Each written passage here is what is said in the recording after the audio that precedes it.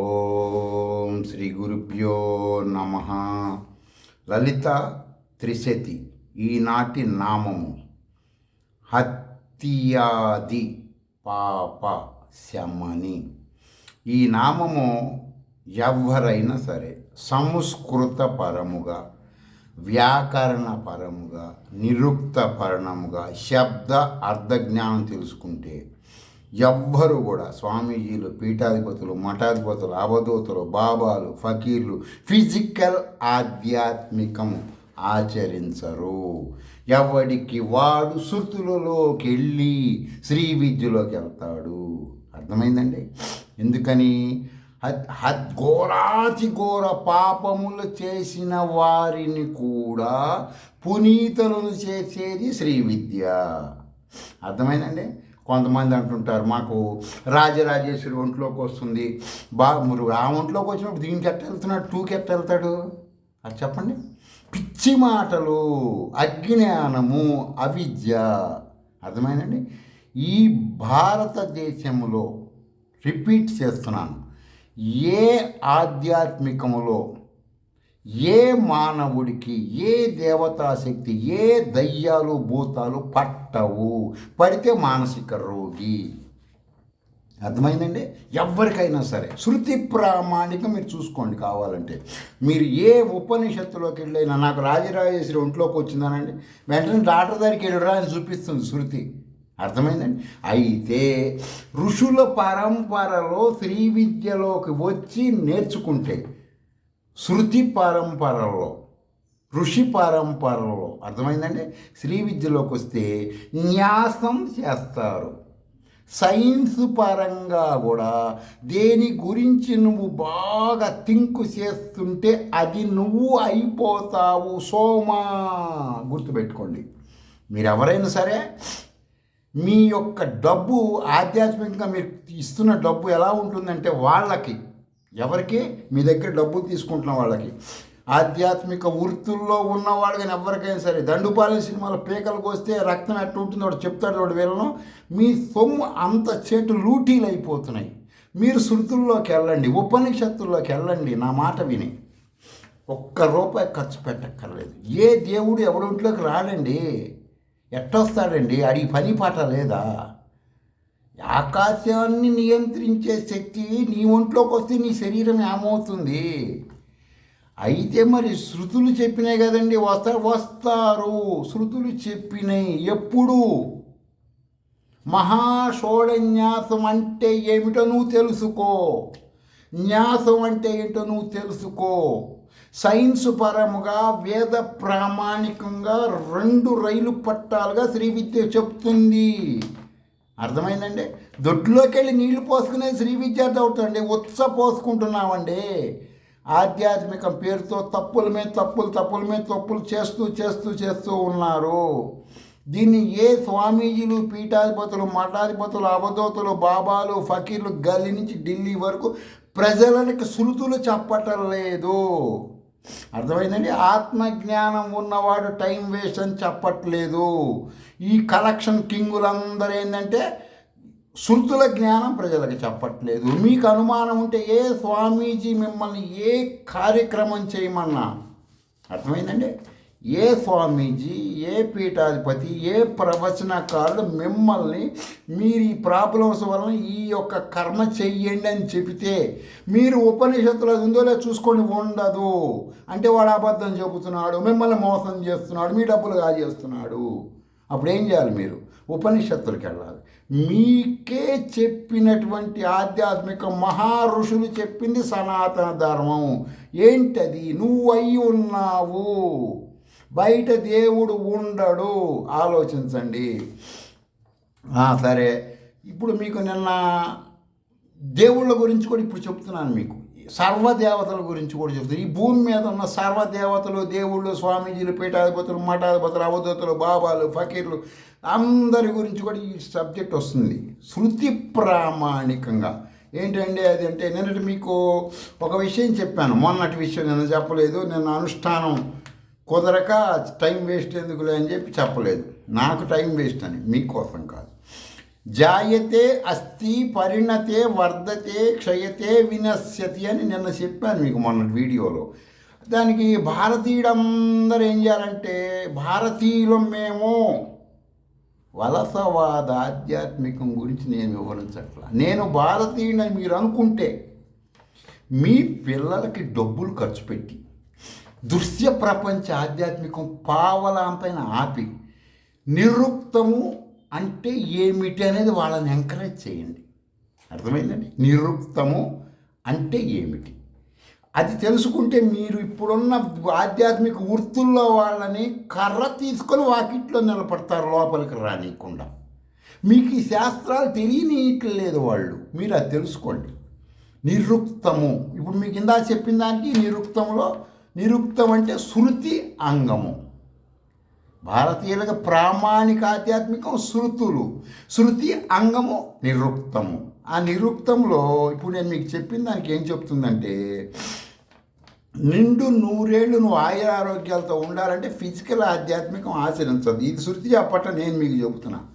నిండు 100 ఏళ్ళు ఆరోగ్యాలు ఉంటే ఫిజికల్ ఆధ్యాత్మికం బాల్యావస్థ తర్వాత ఆచరించకూడదు.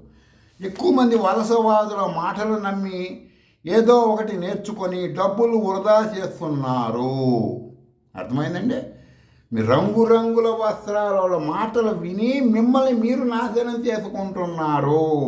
వాళ్ళు చెప్పేవి ఏవి కూడా శృతి ప్రామాణికం కాదు. వాడంతసేపు రాముడు, కృష్ణుడు, వెంకటేశ్వర స్వామి, సాయిబాబా, యేసుక్రీస్తు ఇవే చెబుతారు. భారతీయులకు అవి కాదు. బాల్యావస్థ తర్వాత ప్రతి భారతీయుడు శృతులలోకి వెళ్ళండి. మీరు చూసుకోండి, గూగుల్లోకి వెళ్ళి. నా మాటలు నమ్మొద్దు. ఈ విశాల విశ్వం పరిణామము 6 విధాలుగా ఉంటుంది, గుర్తుపెట్టుకోండి. మీరు కానీ, మీరు దండం పెట్టే దేవుడు కానీ, మీరు వెళ్ళే క్షేత్రం కానీ, మీరు వెళ్ళే నది కానీ, మీరు చేసేటువంటి ఏదైనా సరే ఈ విశ్వములో 6 రకాలుగా ఉంటుంది. అర్థమైందండి? నేను చెప్పేది సైన్స్ పరంగా ఖచ్చితత్వం. శృతి ప్రామాణిక అంగం నిరుక్తంలో దీని ప్రకారమే సైన్స్ కూడా నేను నమ్ముతాను. సైన్స్ విడిగా నేను నమ్మను. శృతులే సైన్స్ అంటా నేను. నిరుక్త శాస్త్రంలో ఈ వివరాలు ఉంటాయి. భారతీయులు ఏ దేవుడికి ఏ పూజ చేసినా ఈ గ్రంథ ప్రామాణికముగా. అర్థమైందండి? మీరు నెట్లోకి వెళ్ళి నిరుక్తం అంటే ఏంటి, ఎప్పటి నుంచి ఉంది, దానికి ప్రామాణికం ఇవన్నీ చూసుకోండి. అర్థాలు తెలుసుకొని చెయ్యాలి. భారతీయులు ఎవరైనా ఆధ్యాత్మికం ఆచరించినప్పుడు, అరే అబ్బాయి నువ్వు వెళ్ళి ఫలానా వ్రతం చేయన్నావు అనుకో, ఎందుకు చెయ్యాలి వ్రతం? ఎవడో చెప్పాడు నీకు. వేషధారి, పొట్ట కూటి కోసం. ఏ శృతిలో అయినా ఉన్నదా? లేదే. శృతి అంగీకరించిన కర్మ ఎలా చేస్తున్నావు? నీ డబ్బులు వాడు వీడు అందరు పంచుకుంటున్నారు కదా, నాకొద్దు, నేను శృతుల్లోకి వెళ్తాను, నాది, నేను భారతీయుడిని, నేను వలసవాదులు వాడిని కాదు, నేను భారతీయుని నువ్వు అనుకోవాలి కదా. నేడు ఉన్న వేషధారులైన స్వామీజీలు, బాబాలు వగేరా వగేరా పీఠాధిపతులు అందరూ 10 మందికి 10 మంది లక్షలో 10 మంది శృతుల గురించి తెలియదు. మీకు అనుమానం వస్తే మీరు ఇష్టమైన స్వామీజీ దగ్గరికి వెళ్ళండి. అంటే స్వామీజీ గారు నమస్కారం అని ఆయనకి మామూలు బక్షిస్ క్యాష్ ఇచ్చేసేయండి. ఏమంటే ముండక ఉపనిషత్తులో, అంటే అందరూ ఒక్కొక్కటి అడగండి. శంకరాచార్యులు 108 ఉపనిషత్తులు అంగీకరించారబ్బా. పలానా ఉపనిషత్తులో నేనే పరబ్రహ్మం అని ఉందండి, మీరేమో ఆ దేవుడికి పూజ చేయండి, కుంకుమ వేసి అంటున్నారు, చేతులు కెమికల్స్ పాడైపోయి పుళ్ళు పడుతున్నాయండి, మా అమ్మాయికి పెళ్ళి అవ్వటం లేదు, మీరు చెప్పినట్లు అవన్నీ చేశాను, మీరు చెప్పినట్టు పెళ్లి సంబంధం ముహూర్తం పెడితే పెళ్ళి పెటాకులైంది, మరి ఏందండి ఇది, మాకు పరబ్రహ్మ జ్ఞానం చెప్పండి అని అడగాలి. మీరు 1,00,000కి 10 మందికి కూడా తెలియదు పరబ్రహ్మ జ్ఞానం, మీరు తెలుసుకోండి. అందువలన వాళ్ళు మీకు ఫిజికల్గా తిప్పుతుంటారు అన్నమాట మిమ్మల్ని.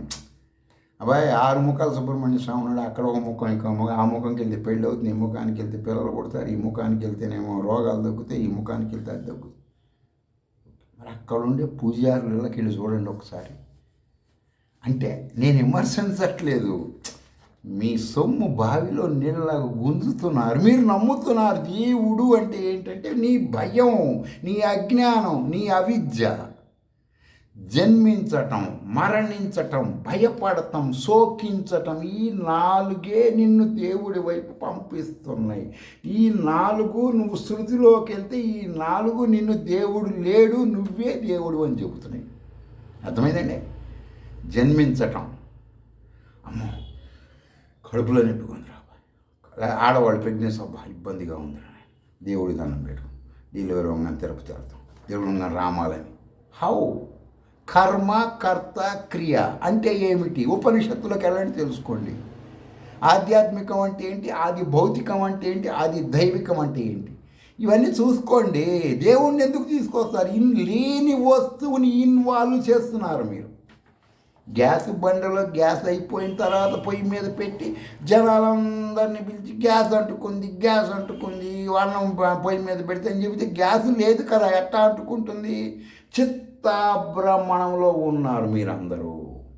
మరి ఏం చేయమంటారని మీరు చెప్పేది నా మాట నమ్మద్దు. మీ ఫోన్ ఉపయోగించి గూగుల్లోకి వెళ్ళి ఉపనిషత్తులు అంటే ఏంటి, శృతులు అంటే ఏంటి, దేవుడు నేనా కాదా నిజం చెప్పమనండి. నువ్వే దేవుడు అంటే శృతులు. దేవుడు లేడు, బయట లేడు, నీ లోపల ఉన్నా. మరి ఈ ఆధ్యాత్మికం ఏంటంటే మానవుడు కర్మల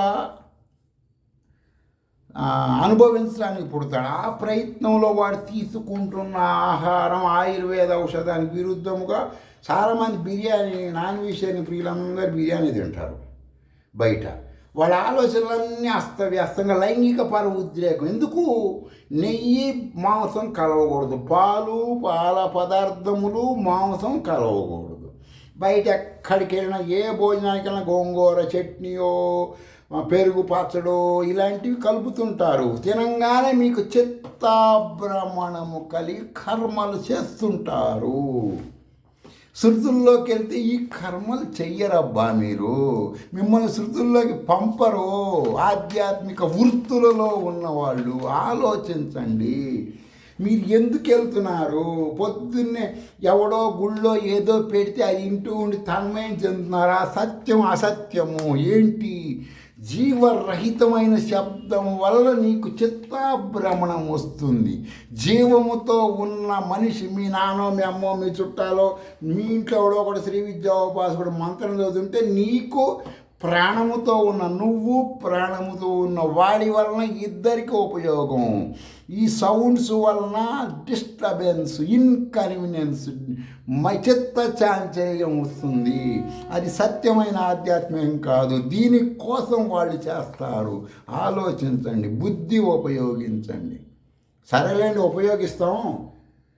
అసలు ఈ విశ్వంలో మొత్తం 6 రకాలుగా జరుగుతాయి, మేమంతా 6 రకాలు అవుతాం అంటున్నారు మీరు.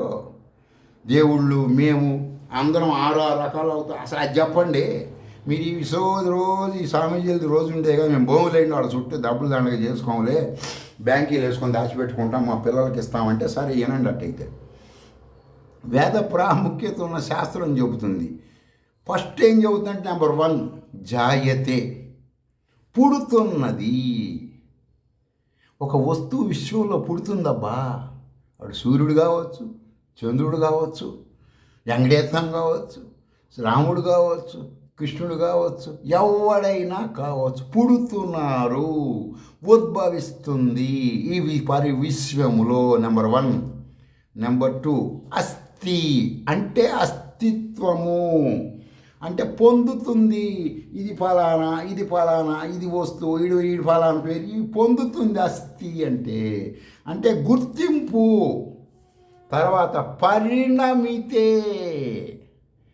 పరిణామం పొందుతుందబ్బా. అంటే పెరుగుతూ ఉండటం, పొట్టిగా అవటం, కొన్ని ఎడవపోవటం, అట్లా ఈ విధంగా వచ్చేసి విశ్వంలో పరిణమితే జరుగుతుంది.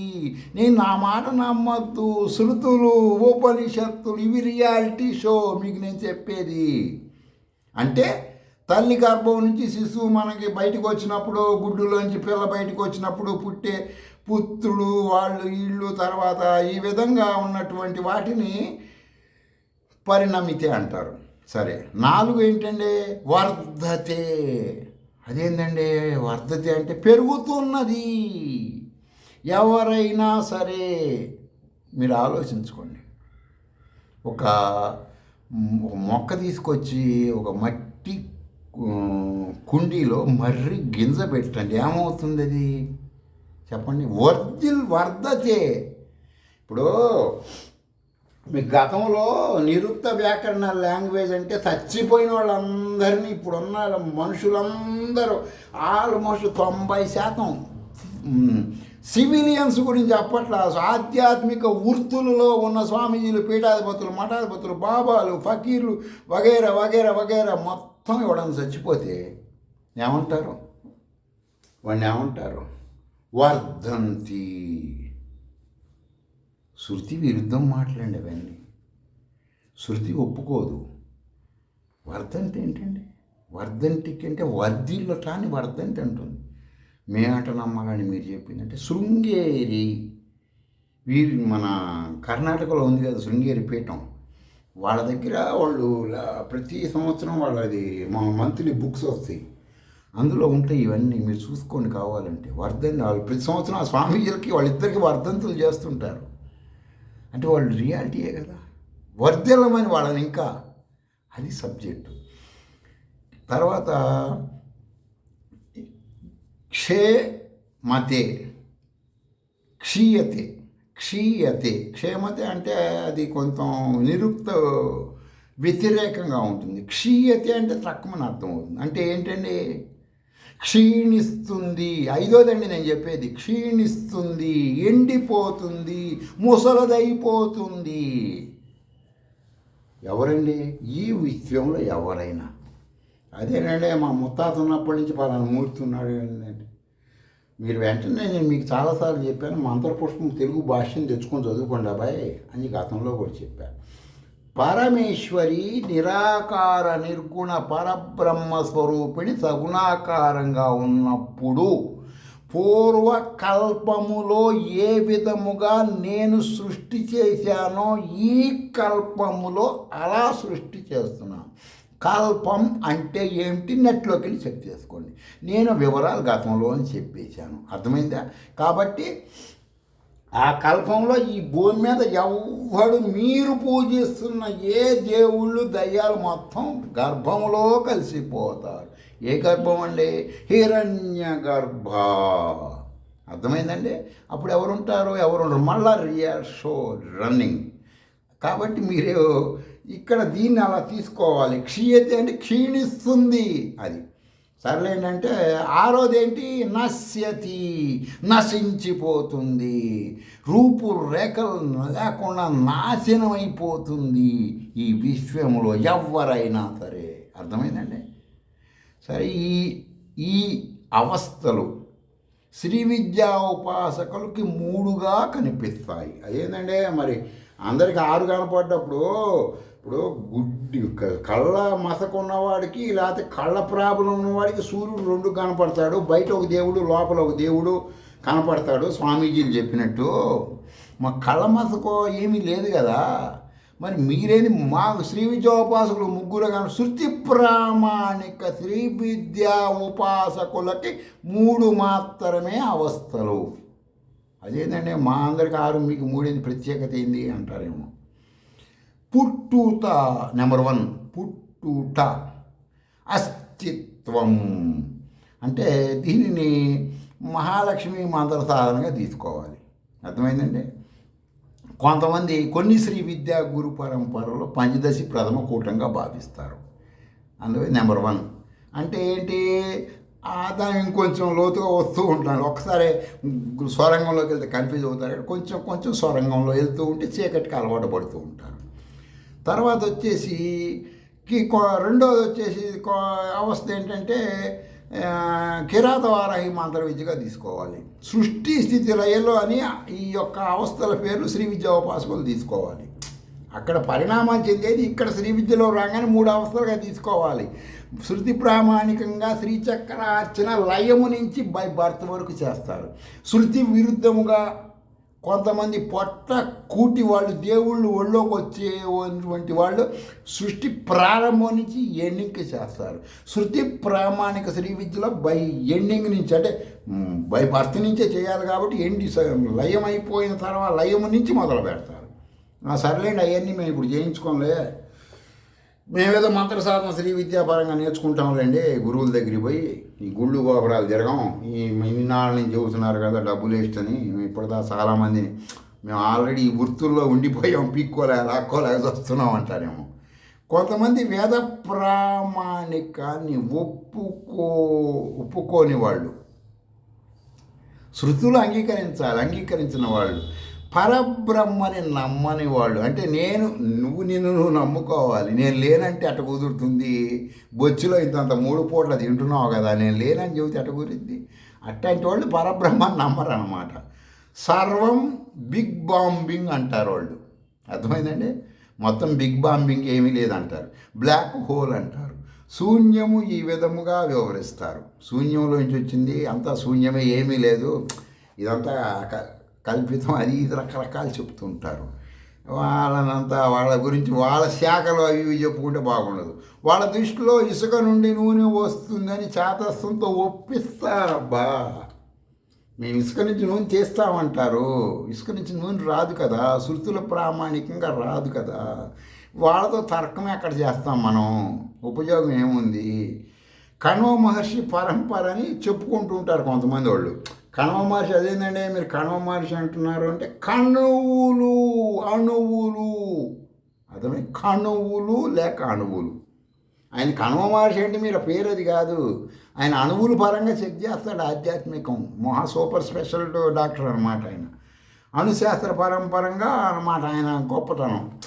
కానీ ఆయన కూడా పరోక్షంగా నమ్ముతాడు పరబ్రహ్మాన్ని. అంటే కంచం వెనకవైపు పెట్టుకొని ముందు అందరూ ఎవరు నేను మనిషిని కాదు, నాకేం లేదబ్బా, నేనేం తింటలేదని చెప్పి తలకాయ ఇటే పెట్టుకొని చిన్నంగా చేయి జరుపుకొని వెనక కంచం నుంచి ఒక ముద్ద తీసుకొని తింటాం చూడండి, ఆ విధమైన ఆధ్యాత్మికం అది.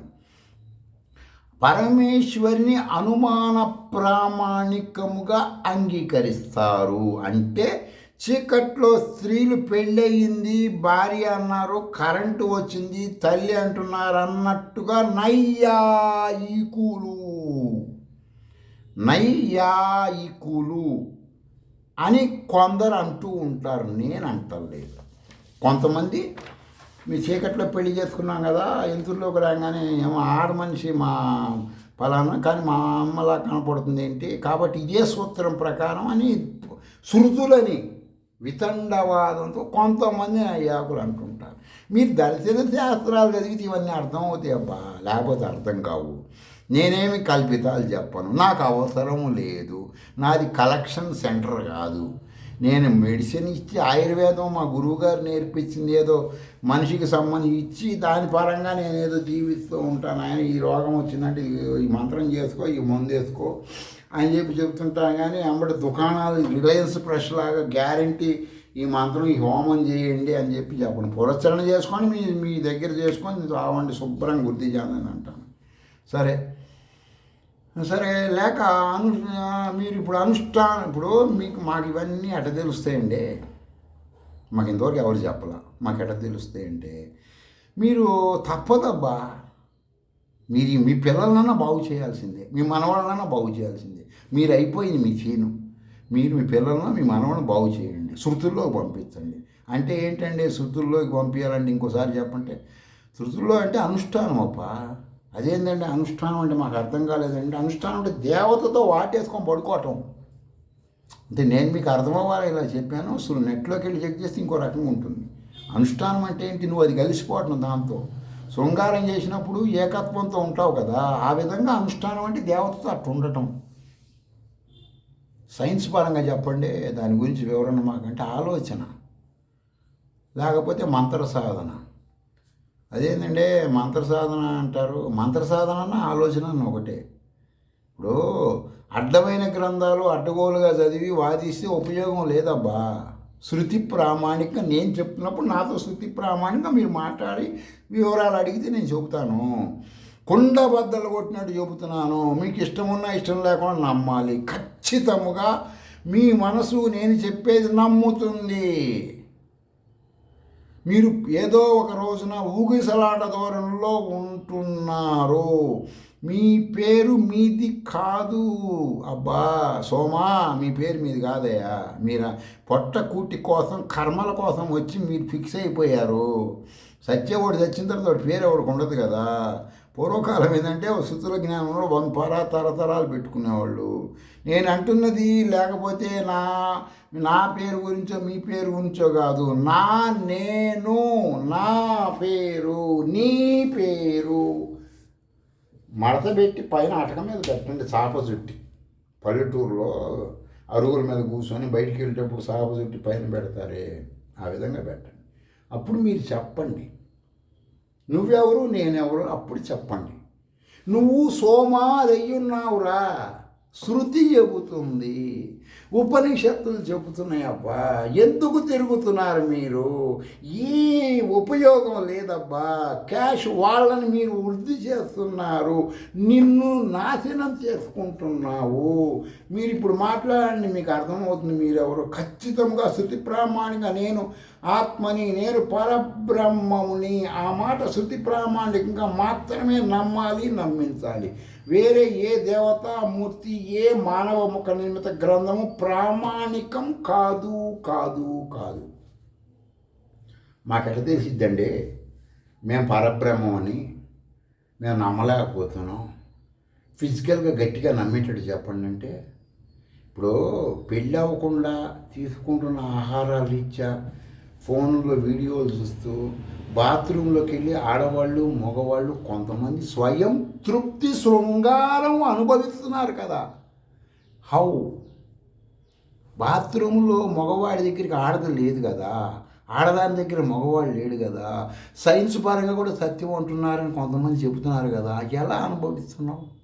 అదే సూత్రం బుద్ధిలో ఉపయోగించు. నువ్వు పరబ్రహ్మం అయి ఉన్నావురా అంటుంటే ఏంటి సాక్ష్యం అంటే దీనికి సాక్ష్యం ఏంది అబ్బా? ఇదే సూత్రం అక్కడ పెట్టుకుంటే నీకు అర్థమవుతుంది. ఇది మిమ్మల్ని నమ్మించడానికి కొంత చెప్పడం జరిగింది. ఇవన్నీ ఉండవనండి శాస్త్రాల్లో.